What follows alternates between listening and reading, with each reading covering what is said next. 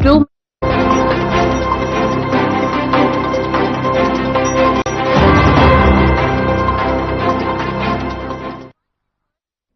नमस्कार, मैं हूं आपके साथ गौरव राजेंद्र। बुलेटिन की शुरुआत करते हैं। पीएम मोदी ने अपनी 2 दिवसीय अमेरिका यात्रा पूरी करके नई दिल्ली के लिए रवाना हुए और इस दौरान जो है उन्होंने अमेरिकी राष्ट्रपति डोनाल्ड ट्रंप के साथ में उच्च स्तरीय द्विपक्षीय वार्ता की, जिसमें व्यापार, रक्षा, सुरक्षा, ऊर्जा और प्रौद्योगिकी सहित जो है कई अहम मुद्दों पर चर्चा की गई। पीएम मोदी बुधवार को फ्रांस से अमेरिका पहुंचे थे और गुरुवार को यानी कि भारतीय समय अनुसार शुक्रवार को राष्ट्रपति ट्रंप ने उनकी मेजबानी की। ये बैठक खास रही क्योंकि ये ट्रंप के दूसरे कार्यकाल की पहली द्विपक्षीय वार्ता थी। दोनों नेताओं ने भारत अमेरिका संबंधों को और मजबूत करने की दिशा में महत्वपूर्ण फैसले लिए।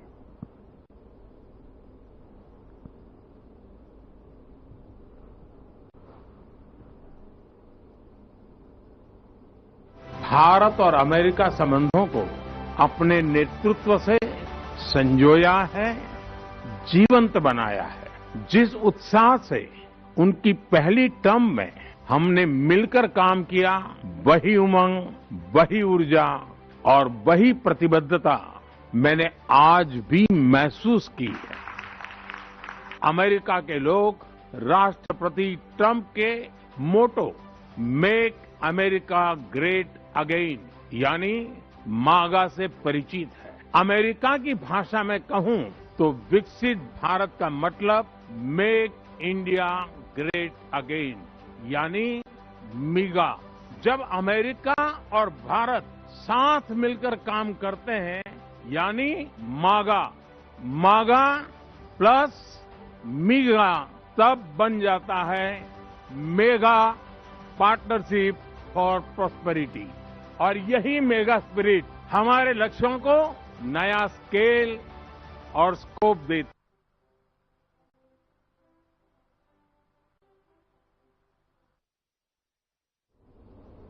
उधर व्हाइट हाउस में पीएम मोदी और ट्रंप की बैठक से पहले सैनिक के बारे में जो है जानकारी चैनल हेड ब्रजमोहन सिंह रघुवंशी ने जानकारी दी।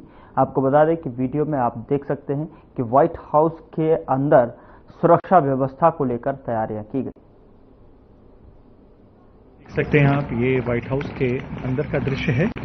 इस समय यहाँ की जो सुरक्षा व्यवस्था है वो एक तरह से इसकी हम लोग कह सकते हैं कि एक रिहर्सल जैसे आदरणीय प्रधानमंत्री श्री नरेंद्र मोदी जी और राष्ट्रपति श्री डोनाल्ड ट्रंप के साथ जो बैठक होगी उससे पहले ये शायद इनका एक अभ्यास होता होगा या यहाँ की रूटीन इनका एक यहाँ की प्रक्रिया होगी। चैनल हेड ब्रजमोहन सिंह रघुवंशी ने वाशिंगटन डीसी व्हाइट हाउस में प्रेस कॉन्फ्रेंस को लेकर जानकारी देते हुए क्या कुछ कहा, आइए आपको सुनाते हैं।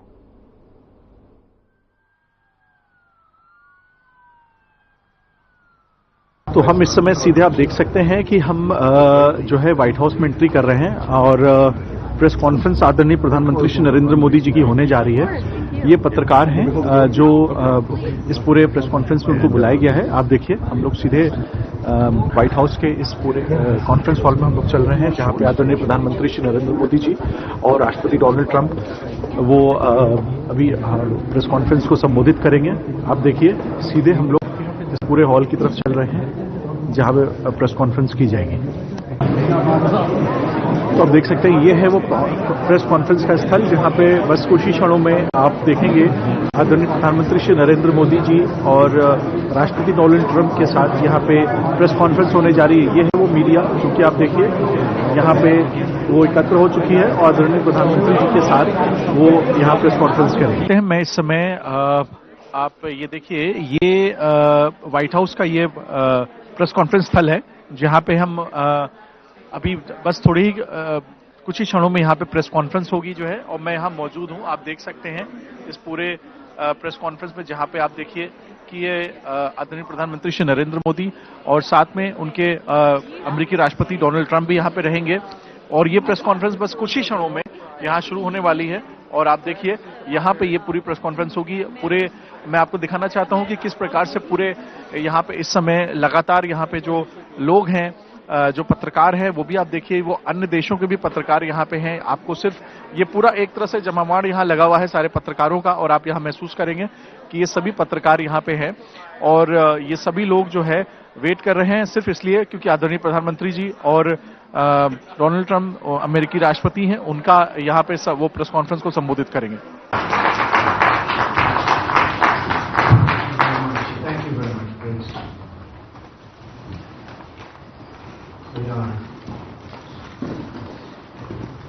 I'm thrilled to welcome the Prime Minister of India, my friend, Narendra Modi, back to the White House. We spent a lot of time here and a lot of time in India, and he's a very special man. Prime Minister, it is a pleasure to extend to you the same hospitality that you showed. Washington में हमारे channel head Brajmohan Singh Raghuvanshi ने white house से PM Modi को लेकर वरिष्ठ पत्रकार से खास बातचीत की। आइए आपको सुनाते हैं। तो मैं इस समय खड़ा हूं व्हाइट हाउस में और हमारे साथ एक वरिष्ठ पत्रकार हैं जो सीधे वॉशिंगटन डीसी से ताल्लुक रखते हैं और इनसे जानेंगे कि आज जो ये महत्वपूर्ण बैठक आदरणीय प्रधानमंत्री श्री नरेंद्र मोदी जी और अमेरिका के राष्ट्रपति श्री डोनाल्ड ट्रंप जी के साथ हो रही है उसके बारे में ये विशेष रूप से बताएंगे। Please could you just tell your name and introduce yourself and then I would be asking some questions regarding today's meeting. My name is Sehun Kim, and I am the senior correspondent to Global StratView. So, what do you think this meeting is happening today? And as this is the first meeting after the Honorable Prime Minister Shri Narendra Modi ji resuming the third tenure, and Trump, the President of America, after resuming his presidentialship, this is his first meeting with Mr. Narendra Modi. How do you think this would help for both the countries? I think firstly, security and bilateral relations are definitely going to be on the table. Security in terms of the regional security, there's going to be a revaluation of how we look at the aspect of the U.S.-India relations in the region of India. So what that would mean is that there will be a question of how many more military exercises or deals, trade deals that will go on in the future. But also at the same time, where do we actually realign ourselves in terms of how we view the Indian subcontinent? Previously in the Biden administration, they had a very, very different view of what it should be. There was rumors about the U.S. military base supposedly planned to stay there, but under Prime Minister Sheikh Hasina, that was completely impossible. And so there's a lot of conversation that's coming out because of that. And so under the Trump administration, we're looking at a whole different field where the security aspect will be in question. I'm really excited to see what comes out of that. So that's one. But number two, in terms of general bilateral relations, I feel that there's going to be an increased cultural exchange, as well as a conversation that really needs to happen in terms of India's stance in the BRICS and what it will do in the BRICS, and how the U.S. and India can work together in order to to come up with the solution with this entity called the BRICS, because at the end of the day, it is now covering more than 60% of the world's economic existence, and so there's a whole worry about the de-dollarization effort, which is something that I believe both India and the United States, and to a certain extent other members of the BRICS, would want to avoid. And so I believe that those are some of the biggest topics that will be discussed, and everything that comes after that, it's up for assumption. As you talked about BRICS, I suppose, and as you see, Russia, it's been very close to India, as well as for the other parts of the world, it's taken little distance away. So, how do you take as if Russia being associated with India? So, how does U.S. takes it to it in this manner? I think the U.S. needs to understand. I think we do to a very large extent understand that India is the only entity that's keeping the BRICS from unleashing its quote unquote potential, or its the efforts that could completely damage the whole dollar entity right in the world, and so because that is the case, that will probably be another point of a great discussion during Prime Minister Modi's visit and probably afterwards. But also at the same time, you have to look at where Russia really stands on this. I mean, yes, Russia is a partner of China, and they've been working together for a very long time. But remember, at the same token, they consider India as a middle ground where they can actually it considers India a trustable friend that could actually send a message over to the United States and to the Western world and give them assurances that probably can't be given in other situations. And so, in terms of the BRICS, Russia and India effort, I think the Chinese definitely want de-dollarization, but the Russian, we know for a fact that from the American perspective, Russia and India doesn't really want to move towards that direction in the way that China is looking at it. And so I think with this visit, we may be able to see something more concrete in terms of what comes out of that.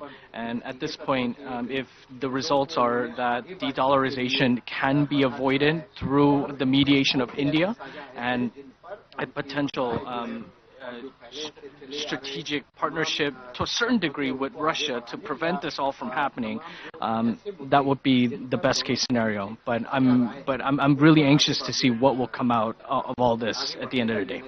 Thank you so much for talking to us. Thank you. तो ये थे, आप देख सकते थे कि ये वरिष्ठ पत्रकार, और खासतौर से आप देखिए कि जिस प्रकार से इन्होंने बातचीत की कि इन दोनों महत्वपूर्ण व्यक्तियों की मुलाकात का एक बहुत बड़ा निष्कर्ष निकलेगा, जिसको विश्व में इसकी एक उपस्थिति और भूमिका सिद्ध होने जा रही, ना कि सिर्फ इन दो देशों की। व्हाइट हाउस से मैं बृजमोहन सिंह रघुवंशी, साधना टेलीविजन के लिए। वाशिंगटन डीसी में व्हाइट हाउस से पीएम मोदी को लेकर चैनल हेड बृजमोहन सिंह रघुवंशी ने क्या कुछ कहा, आइए आपको सुनाते हैं।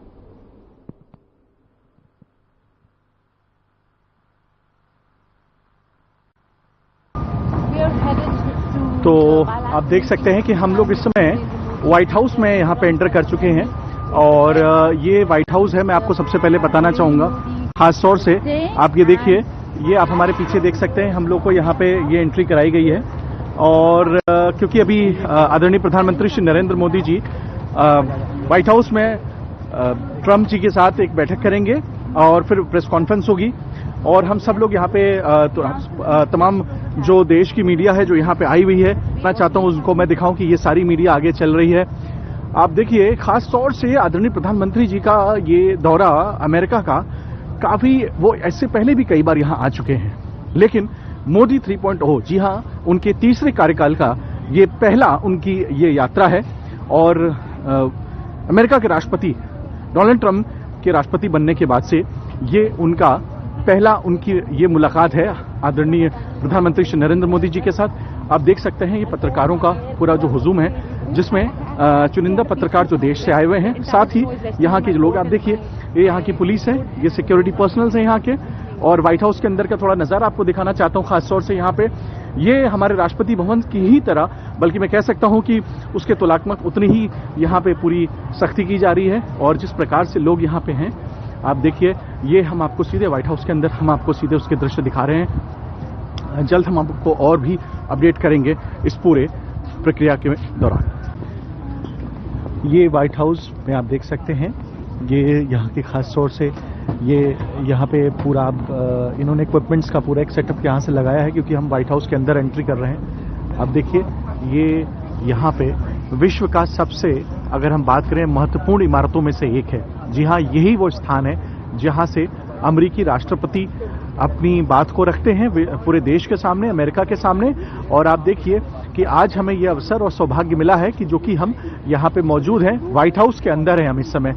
आप देखिए, खास तौर से यहाँ पे जो भी एक अभ्यास सा चल रहा है, और आप ये देखिए कि मैं आपको दिखाना चाहता हूँ किस प्रकार से ये पूरा व्हाइट हाउस का अंदर हम यहाँ पे हैं इस समय। और इस पूरे व्हाइट हाउस के अंदर भी हम अंदर भी जाएंगे पूरा इमारत के अंदर। और आप ये देखिए, ये पूरा आपको दृश्य दिखा रहे हैं यहाँ पे व्हाइट हाउस। जी हाँ, हम पहुंच चुके हैं। कुछ ही क्षणों में यहाँ आदरणीय प्रधानमंत्री श्री नरेंद्र मोदी और अमेरिका के राष्ट्रपति डोनाल्ड ट्रंप के साथ बैठक होगी। इस बैठक के को लेकर के तमाम बड़ी चर्चाएं हैं, खास तौर से क्योंकि ये माना जा रहा है कि इस बैठक के बाद से एक पूरे विश्व का एक अलग सिनेरियो बदलेगा। हमारे देश के प्रधानमंत्री श्री नरेंद्र मोदी, जिनको 2014 के बाद से हमने पाया है, न कि सिर्फ देश की प्रगति के लिए, विश्व की प्रगति के लिए भी जो उन्होंने काम किया है और कर रहे हैं, वो अपने आप में अलौकिक है। White house. तो आप देख सकते हैं किस प्रकार से यहाँ पे प्रधानमंत्री श्री नरेंद्र मोदी जी आ चुके हैं, उनकी गाड़ियां यहाँ हैं, उनका जो वेस्ट बिन देख सकते हैं कि गेट के पास प्रधानमंत्री मोदी ये गाड़ियां आपको दिख रही होंगी और आप इसलिए आ रहे हैं। आप सीधे तस्वीरें आप ये देखिए तस्वीरें यहाँ की और यहाँ पर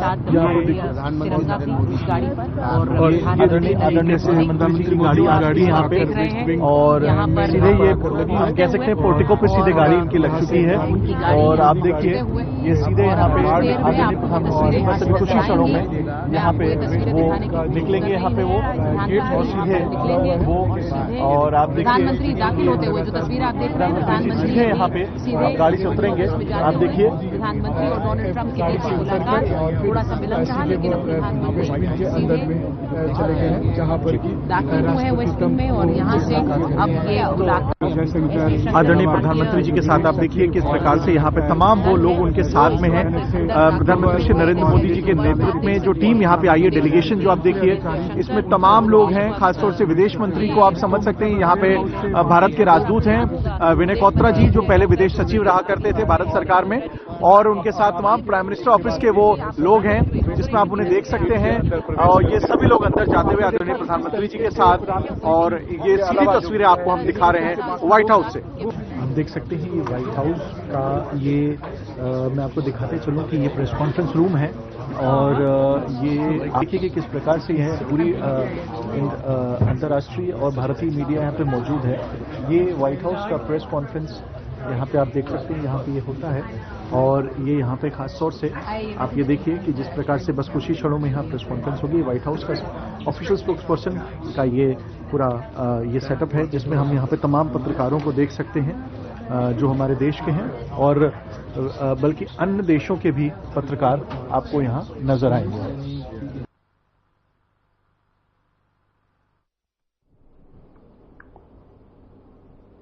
उधर केंद्रीय रक्षा मंत्री राजनाथ सिंह, केंद्रीय मंत्री सड़क परिवहन और राजमार्ग नितिन गडकरी और मुख्यमंत्री योगी आदित्यनाथ ने लखनऊ में 4 लेन के 2 फ्लाईओवर का उद्घाटन किया। बता दें कि 588 करोड़ रुपए की 114 विकास परियोजनाओं का लोकार्पण और शिलान्यास कार्यक्रम आयोजित किया गया।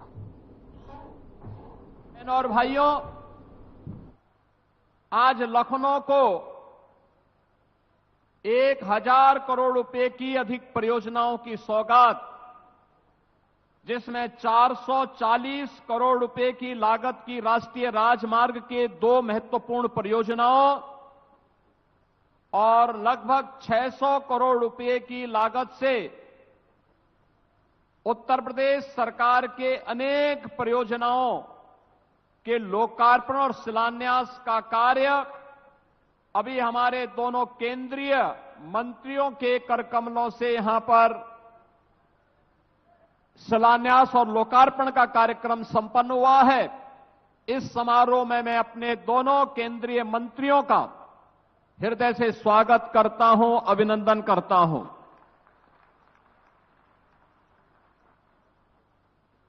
नए भारत का नया उत्तर प्रदेश, इसका अंदाजा इसी से आप लगा सकते हैं कि प्रयागराज में महाकुंभ चल रहा है और बहनों और भाइयों, महाकुंभ 13 जनवरी से प्रारंभ हुआ और आज 14 फरवरी है। 1 महीने की इस अवधि में प्रयागराज महाकुंभ में 50 करोड़ श्रद्धालु देश से आकर के मां गंगा, मां यमुना और मां सरस्वती की पावन त्रिवेणी में आस्था की डुबकी लगा करके एक भारत श्रेष्ठ भारत का संदेश लेकर के गए हैं। तो नए भारत का उत्तर प्रदेश भी आदरणीय प्रधानमंत्री जी की भावनाओं के अनुरूप उस प्रकार की अत्याधुनिक सुविधाओं से युक्त होकर के जन सुविधाओं को और सुदृढ़ कर रहा है।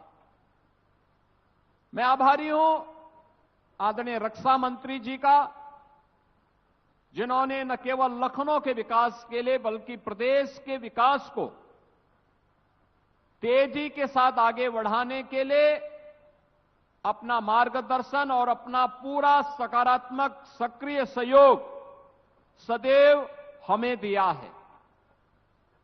चाहे वो डिफेंस कॉरिडोर के माध्यम से लखनऊ में भारत डायनामिक्स के ब्रह्मोस मिसाइल के निर्माण के कार्यक्रम को आगे बढ़ाने का हो, या फिर भारत डायनामिक्स के एक बड़े प्रोजेक्ट को झांसी नोड में देकर के उत्तर प्रदेश के डिफेंस कॉरिडोर के कार्यक्रम को द्रुत गति से आगे बढ़ाने का कार्य किया है।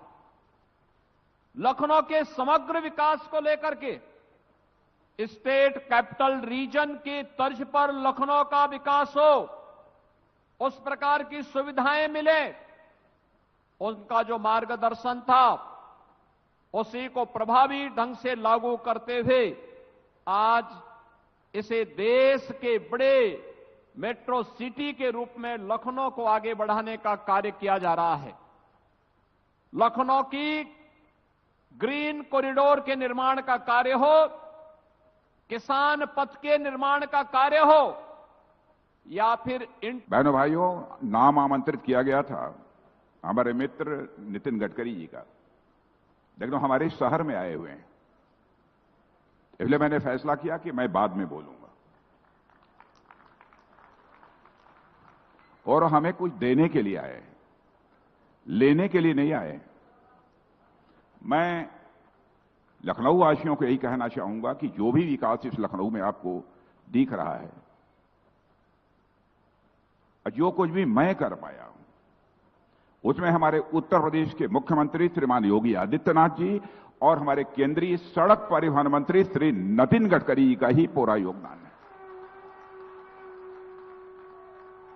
मुझे नहीं मालूम है कि जो कुछ भी मैंने कहा हो उसमें से एक भी काम ऐसा शेष बचा हो जिसे इन लोगों ने पूरा न किया हो। इसलिए मैं सभी लखनऊ वासी जो भी यहां पर मौजूद हैं, उन सभी से मैं निवेदन करूंगा कि एक बार श्रीमान नितिन गडकरी जी और हमारे मुख्यमंत्री श्रीमान योगी आदित्यनाथ जी का अपने स्थान पर खड़े होकर और 1 मिनट तक तालियां बजाकर उनका अभिनंदन करें।